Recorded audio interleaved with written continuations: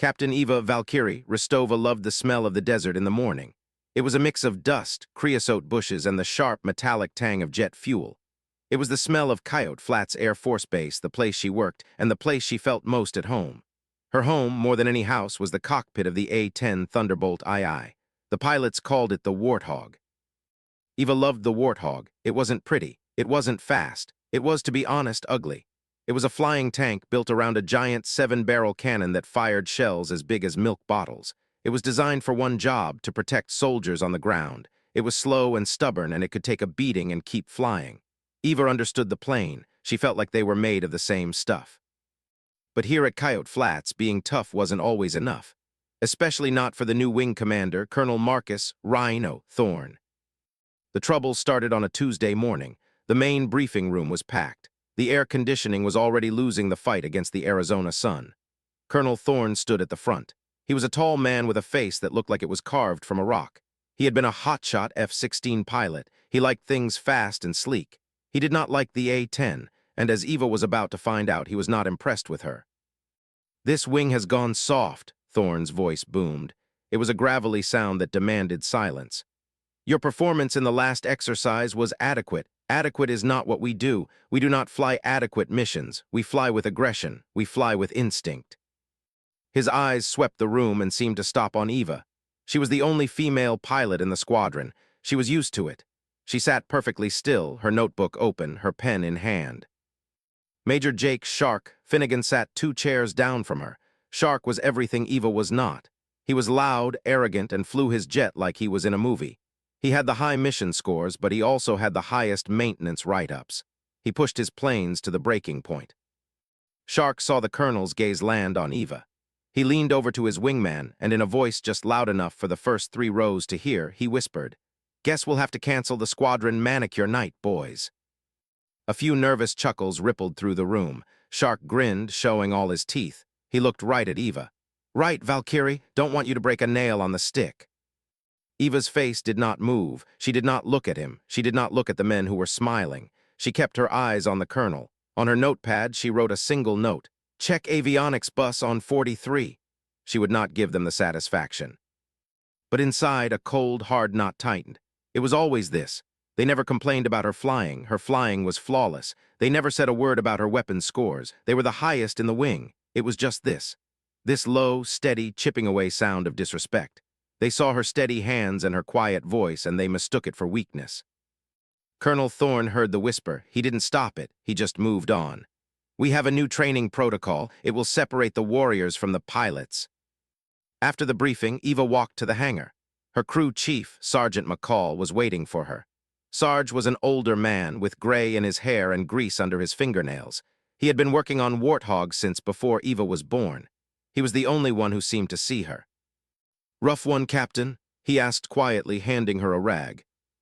"They're always rough, Sarge," Eva said, wiping her hands, though they were already clean.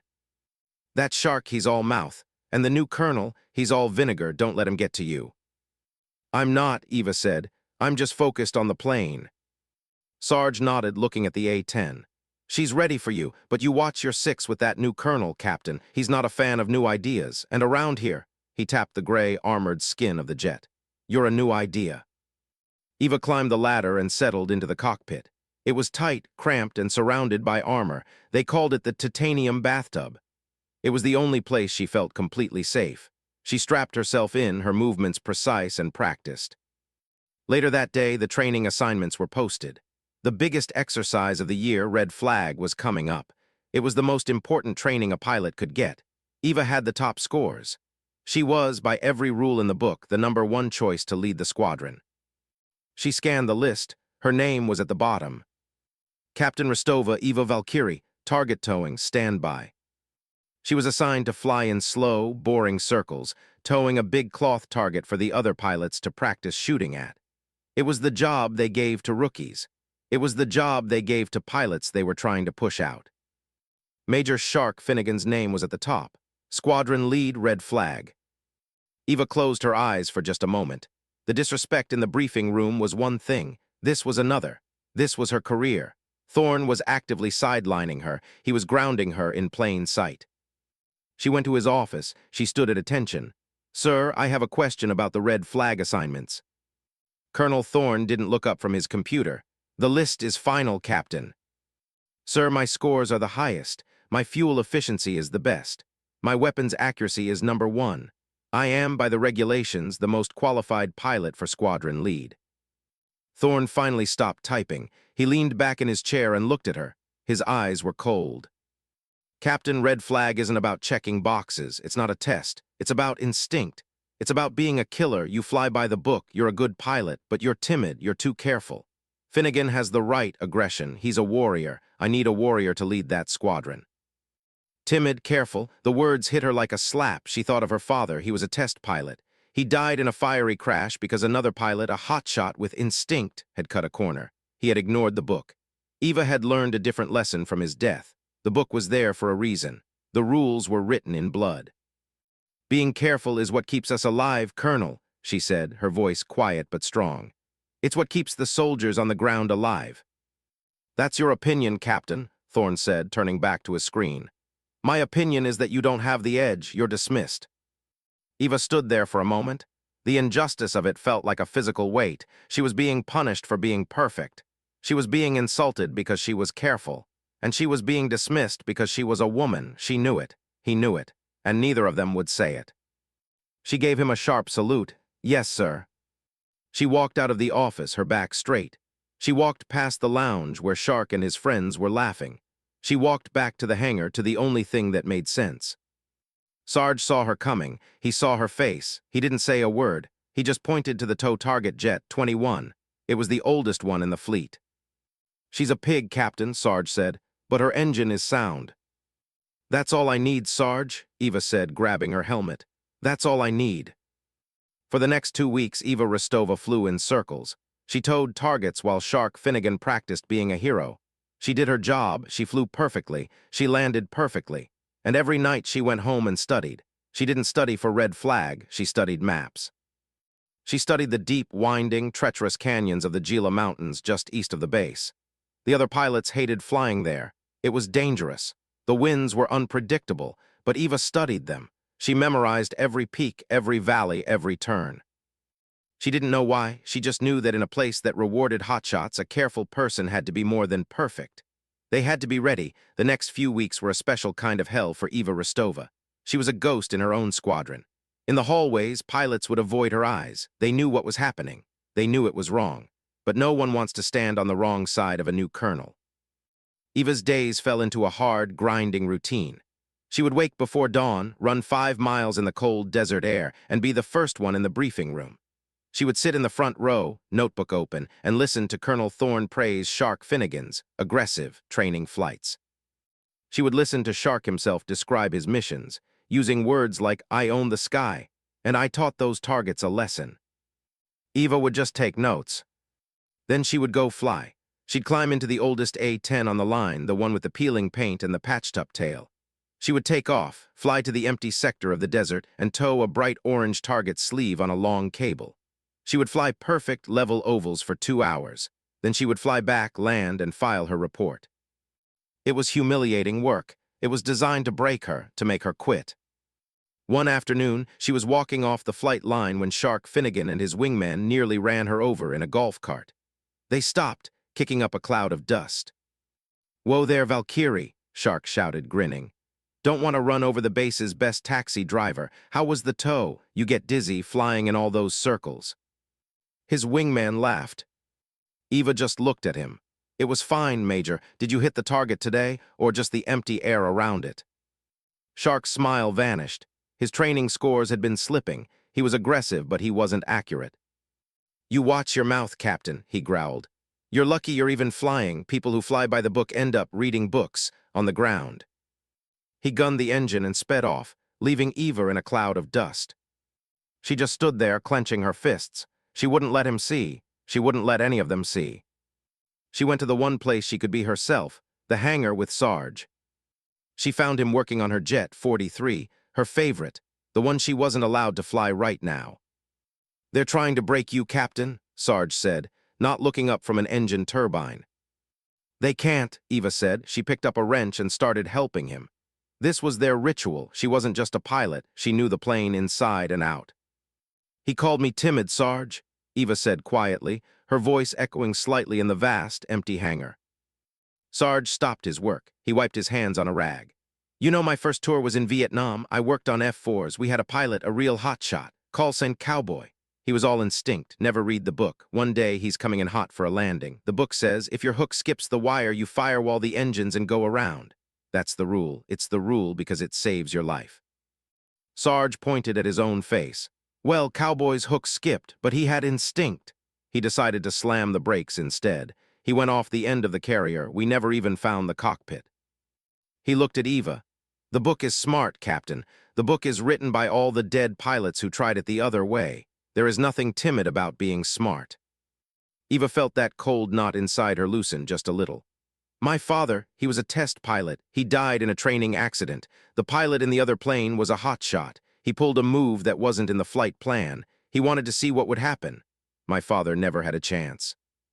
She tightened a bolt. "That's why I'm so careful. That's why I check every line of the manual. The plane deserves respect. The mission deserves respect. And the people on the ground, they deserve a pilot who is perfect, not a pilot who is playing games." Sarge nodded slowly. "Well, you keep that. You hold on to that, Captain. That's not weakness. That's ballast. It keeps you steady when the wind blows." The wind, it turned out, was about to blow harder than anyone could have imagined. The first reports came in on a Friday. A dry lightning storm had swept across the Gila Mountains. It was the worst time of year. The forest was tinder dry. A dozen small fires had started. By Saturday, they had merged into one giant fire. By Sunday, it was an inferno. The base was put on alert. The fire was raging out of control, swallowing thousands of acres an hour. Towns were being evacuated. Then the call came.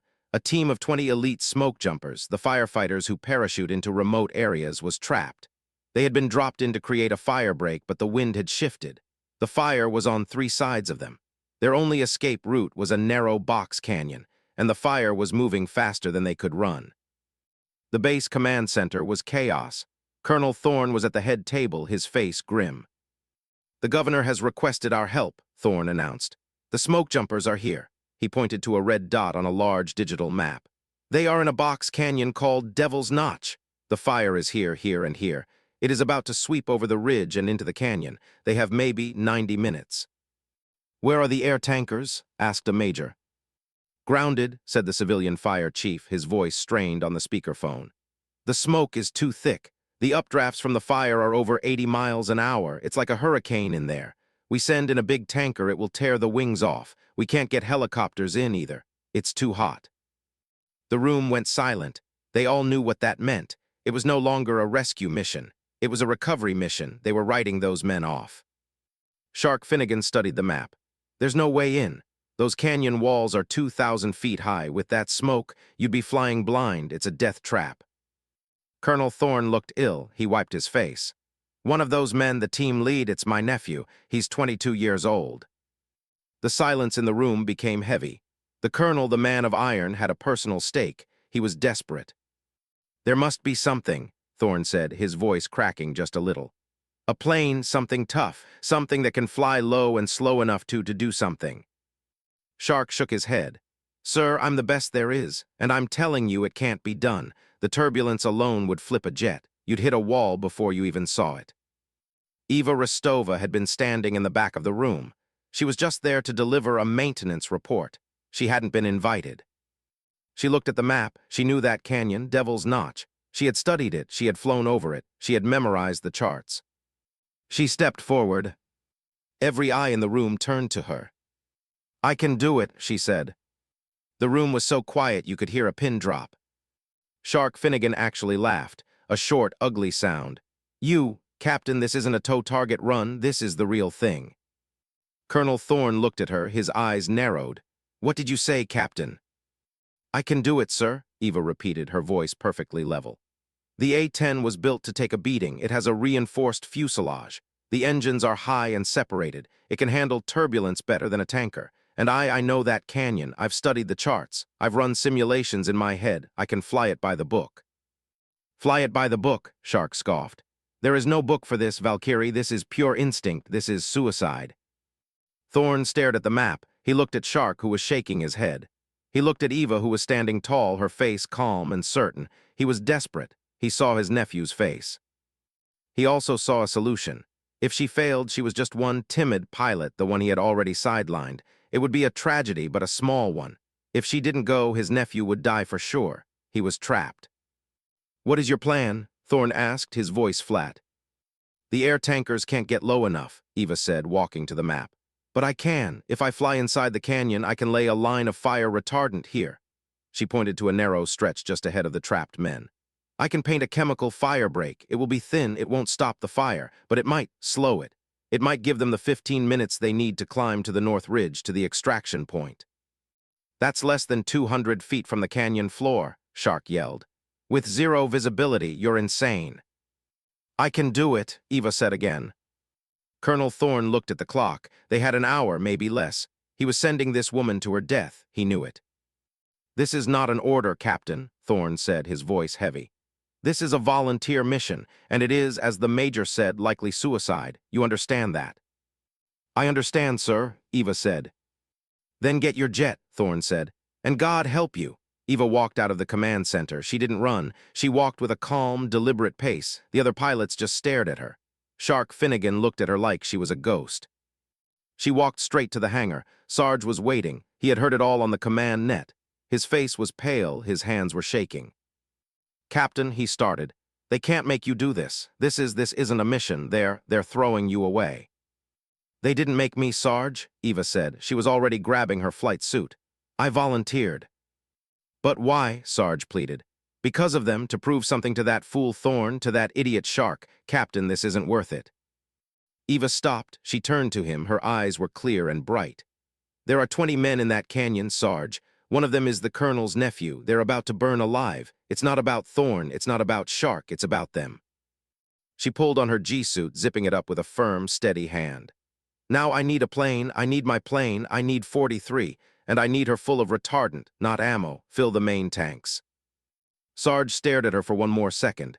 He saw the iron in her spine. He saw that she meant it. He nodded, his throat tight. "She's been ready," he said. I kept her ready for you, just in case." He yelled at his crew.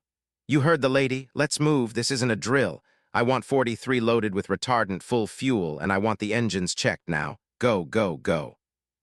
The hangar exploded into action. Fuel trucks moved in. Men swarmed the A-10.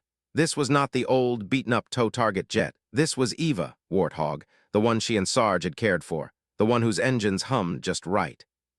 Eva began her pre-flight check. She didn't rush. This right here was why she was so careful.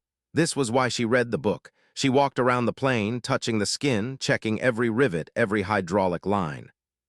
Shark Finnegan appeared at the hangar door. He looked uncomfortable. "Valkyrie," he said. Eva didn't look at him. "Major." I just came to say you don't have to do this. No one will blame you if you back out. Thorne is he's desperate. He's not thinking straight." Eva stood up from checking the landing gear. "Are you here to help, Major, or are you here to talk?" "I'm just saying." "Good," Eva cut him off. "Then get out of my way. I have a mission to fly." Shark was stunned into silence. This was not the quiet, timid woman he mocked. This was someone else. He just nodded and stepped back, watching as she climbed the ladder and settled into the titanium bathtub. She began flipping switches. The systems came online with a low, powerful hum. The engines spooled up, whining to life. Sarge climbed up the ladder to the side of the cockpit. He leaned in. His face was full of fear, but his voice was steady. "She's ready, Captain. She's full to the brim. The wind shear out there it's off the charts. The computers say you have a 90% chance of catastrophic structural failure." Eva looked at him. She put her gloved hand on his shoulder. "That's why I have you, Sarge. You make sure she holds together. I'll do the rest." She put her helmet on. The visor slid down. The world went quiet, muffled. It was just her, the plane, and the mission. "You come back, you hear me?" Sarge's voice crackled over her headset. "Yes, Sarge," she said. She closed the canopy. The cockpit sealed with a hiss. "Coyote Tower, this is Valkyrie 43, she said, her voice a perfect, calm monotone. "Requesting immediate takeoff, VFR, to the Gila Fire Zone." The tower operator's voice was shaky. Valkyrie 43, you are cleared for takeoff. Wind is 290 at 30 knots, gusting to 50. Godspeed, Captain. Eva pushed the throttles forward. The two big engines roared. The A-10, heavy with retardant, lumbered down the runway and lifted into the sky. She climbed to 5,000 feet. The air was smooth for the first 10 minutes. Then she saw it. It was not a fire, it was a monster. A wall of black and orange smoke rose 30,000 feet into the air. It was a solid thing, a mountain that was alive. The sun was gone. The world was dark. The turbulence hit her. It didn't start small, it hit her like a giant's fist. The A-10 was thrown sideways. Alarms blared in the cockpit. Warning, wind shear, warning. Shut up, Eva told the computer. She gripped the stick. Her knuckles were white. She was flying into a man-made hurricane. The wind tossed the 30,000-pound jet around like it was a paper airplane. She could hear the fire. It was a sound that came through the fuselage, a deep, deafening roar like 1,000 freight trains. In the command center, they watched her radar dot. She's at the edge of the fire zone, an operator said. Valkyrie, this is command. Colonel Thorne's voice came over the radio. What's your status? Command, this is Valkyrie, Eva's voice replied. It was perfectly calm, but they could hear the jet groaning in the background. I'm experiencing some light chop, approaching Devil's Notch. Shark Finnegan was listening. Light chop, she's lying, she must be getting torn apart. Eva was, her head was being slammed against her headrest. Her arms ached from fighting the stick. The plane wanted to flip over. She was holding it level by sheer force of will. Then the smoke swallowed her. 1 second she could see the ground. The next there was nothing. It was not dark, it was bright orange. She was flying inside the fire. Heat alarms started to scream. Warning, engine temp. Warning, engine temp. I know, Eva gritted her teeth. She was blind. The windows were covered in soot and ash. She couldn't see the ground. She couldn't see the sky. She couldn't see the canyon walls that she knew were just feet away. She was flying by the book, by her memory. She had studied the charts. She knew this canyon. Descend to 4,000 feet. Hold heading 270 for 3 miles. The canyon turns 30 degrees to the right. The walls are 800 feet apart. She was flying by numbers. She was trusting the manual. She was trusting her father's lesson. On the radio, she heard a new voice, a man coughing. Command, this is jumper lead. We can't hold. The fire it's right on top of us. We're deploying shelters. This is our last transmission. Tell my family I. Jumper lead, this is Valkyrie, Eva shouted, her voice finally breaking its calm. Do not deploy. I am here. I am on top of you. Look up. In the canyon, 20 men, their faces black with soot, their eyes wide with terror, looked up. The fire was a solid wall of flame, 200 yards away and closing. Then they heard it. It wasn't the roar of the fire. It was a new sound, a different sound, a high-pitched, desperate scream. It was the sound of 2 jet engines fighting for their lives. Inside the cockpit, Eva Rostova was fighting a war. Every dial was in the red. The temperature gauge was pegged.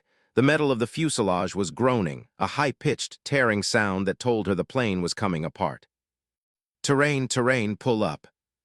The computer was screaming at her. She was flying too low. Engine fire, left engine. Engine fire, left engine. A light flashed. Her left engine was on fire. No, you don't, she snarled. She hit the fire extinguisher switch for the left engine. The light went out, but the engine sputtered. She was losing power. In the command center, they heard the alarms. She's on fire, the operator yelled. Colonel, her left engine is failing. Colonel Thorne gripped the edge of the table. Valkyrie, get out. That's an order. Pull up and get out of there. Negative, command. Eva's voice came back, strained. She was fighting the plane, which was now trying to roll over to the left. I am not on target. Forget the target. Shark Finnegan grabbed a mic. Valkyrie, listen to me. You're flying blind. The canyon wall is to your left. You're drifting. Pull up. Eva was fighting the stick with both hands.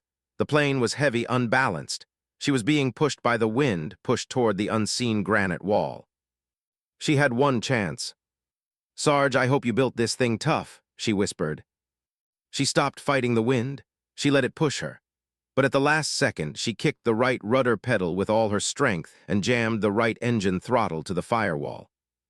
The A-10, a plane that was never meant to be graceful, performed a violent, shuddering skid. It slipped sideways in the air, narrowly missing the canyon wall. She had used the wind to turn. "I'm in," she said. Down below, the smoke jumpers saw it. A shape, a dark, terrifying shape. It burst through the wall of smoke and flames like a creature from hell. It was the A-10. It was on fire. Its left engine was trailing black smoke. Pieces of its paint were peeling off in the heat. It was just 200 feet above their heads. It was flying so slowly it looked like it was going to fall out of the sky. "It's her," the jumper lead whispered, his voice full of awe. "She's here." "Valkyrie, this is jumper lead," he screamed into his radio. "We see you, you're on target now, drop, drop, drop." Eva couldn't see them, she was still blind. She was flying by their voice. "Roger, jumper lead," she said. Her thumb went to the red button on her control stick. "Pickle, pickle, pickle." She held the button down. The A-10 unleashed its cargo. A thick, red river of fire retardant poured from the plane. Eva flew the line. She flew a perfect, straight line. She flew through the updraft. She flew through the flames. She painted a 100-foot-wide chemical barrier between the 20 men and the wall of fire that was about to kill them. She flew for 30 seconds. It felt like a lifetime. "Winchester," she yelled, the tanks were empty. But she was at the end of the canyon, the box canyon. The end was a solid wall of granite.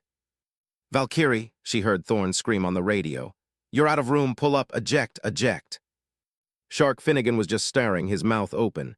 "She's trapped. Oh my God, she's trapped." Eva had two choices.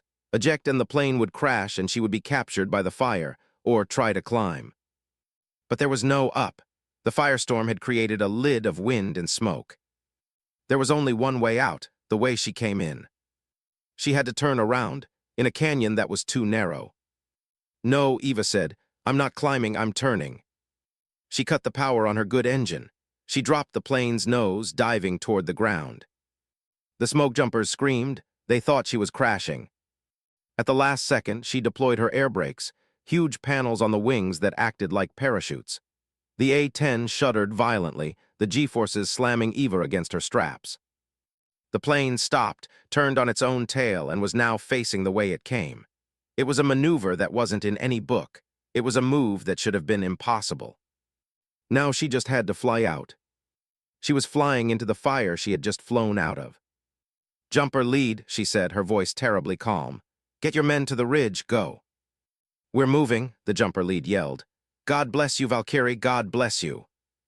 Eva pushed the throttle. The right engine screamed in protest. The left one was dead. She flew back into the inferno. In the command center, the room was silent. They were watching her radar dot. It was moving, but it was slow, too slow. Then they heard a sound, a new sound, a sound that was not an alarm. It was the sound of a falling tree.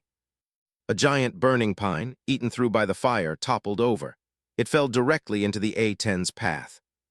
Eva saw it, a brief black shape in the orange haze. She had no time to move. The tree trunk, thick as a car, slammed into the bottom of the jet. The plane was thrown upward, out of control. "Stall, stall, stall." Eva was no longer flying, she was falling. Her radio went dead. Her radar dot vanished from the screen. "Valkyrie," Colonel Thorne roared. "Ristova, respond, Valkyrie." There was nothing, just static.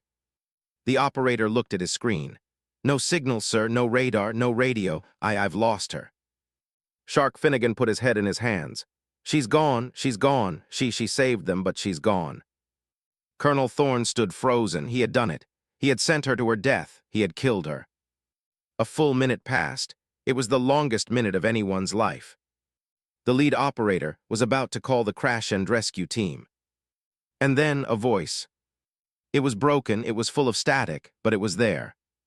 "Command." Every head in the room snapped up. "Command, this is Valkyrie. I'm a little low on power, and it's hot in here." It was Eva. "She's alive," the operator shrieked. "She's alive." Colonel Thorne grabbed the mic. "Valkyrie, where are you? We lost you." I'm out," Eva's voice crackled. "I'm through the smoke. I can see the base. I'm coming home, but I have a problem." "What is it, Captain? What's wrong?" There was a pause. My landing gear won't come down. News that Eva was alive, but that her landing gear was stuck, sent a new wave of panic through the command center. Valkyrie, say again, Colonel Thorne said, his voice tight. The gear is stuck, sir, Eva's voice crackled. The tree, it did some damage to the undercarriage. The doors are jammed. I'm going to have to bring her in on her belly. A belly landing, in a plane full of fuel fumes with one dead engine after flying through a fire. It was a recipe for an explosion. Get the foam trucks, Thorne roared. Everything you have, I want that runway covered. The base alarms blared. On the tarmac, Sarge McCall heard the call over the radio. He jumped into a jeep and sped toward the runway, his heart pounding in his chest. Captain, Sarge's voice came on her radio. Captain, this is Sarge. Talk to me. What are you seeing? Hey, Sarge, Eva's voice was tired but steady. She's a mess. The left engine is gone, the right one is shaky, and the gear is a no-go, but the wings are still on. That's all that matters, Captain, Sarge said, his own voice breaking. You just fly her, you fly her all the way to the ground. We'll be waiting. On the base, everyone had come out to watch. All the pilots, all the ground crews. Even Shark Finnegan was standing on the edge of the tarmac, his binoculars shaking in his hand. Then they saw her. She wasn't a plane, she was a ghost. She screamed out of the sky, a wounded, terrifying thing. The A-10 was no longer gray. It was black, charred black from nose to tail. The paint was gone, burned away. The canopy was cracked and dark with soot. The left engine was a mess of melted metal. But she was flying. She's beautiful, the young operator in the command center whispered. Eva lined up with the runway. It was covered in a thick, white blanket of foam. Valkyrie, you are cleared to land, the tower said. The runway is yours. Roger, tower, Eva said. Here I come. She cut the power to her last engine. The only sound was the wind screaming over her broken wings. She glided in. She held the nose up, her touch perfect. The tail of the plane touched the foam first. Then, with a long, horrible, grinding shriek of metal on concrete, the belly of the Warthog hit the runway. The plane slid for half a mile. Sparks and smoke poured from it, mixing with the foam. It slid, and finally it stopped. For a full 10 seconds, there was silence. Everyone held their breath. Then the canopy hissed open. Eva Ristova stood up in the cockpit. She was black with soot. She pulled her helmet off. The entire base exploded in cheers. Men were screaming, shouting, crying. Eva just sat there for a moment, breathing in the clean, desert air. Then she climbed down the ladder. Her legs were shaky. She stepped onto the foam. Sarge was the first one to reach her. He ran right through the foam and grabbed her. He didn't salute. He hugged her. You did it, Captain, he cried. You crazy, stubborn, beautiful pilot, you did it. Eva hugged him back. You built her tough, Sarge, she held together. Colonel Thorne and Shark Finnegan drove up. They got out of their jeep. They were covered in foam. Thorne walked up to Eva. He was white as a sheet. The smoke jumpers were already being airlifted out of the canyon. He had just gotten the call. All 20 were alive, including his nephew. He stood in front of Eva. He didn't know what to say. He was a man of rules and aggression, and she had just broken all of them to do the impossible. Captain Ristova, he started. His voice was thick. I have never in my entire career, I have never seen anything like that. You saved them all. I was wrong. Eva just looked at him. She was too tired to be angry. Shark stepped forward. He was shaking. How did you flew blind? You couldn't see the canyon walls. How did you know where you were? Eva finally looked at him. Her face was streaked with soot and sweat. You fly with your eyes, Major, she said, her voice quiet. I fly with the plane. You should try it sometime. Shark had no answer. He just looked at the ground, ashamed. The twist. A week later, the base was quiet. The fire was out. Eva's Jet 43 was sitting in the hangar. It was a write-off, a total loss, but Sarge and his crew were already taking it apart, salvaging what they could. They treated the wreckage like a holy relic. Colonel Thorne called Eva into his office. Captain, he said, motioning for her to sit. This time he was not on his computer. He was waiting for her. Sir, she said. The investigation into the fire mission is complete, Thorne said. He slid a report across the table. It's something. The jumper team leader said he saw you turn in the canyon, a 180-degree turn.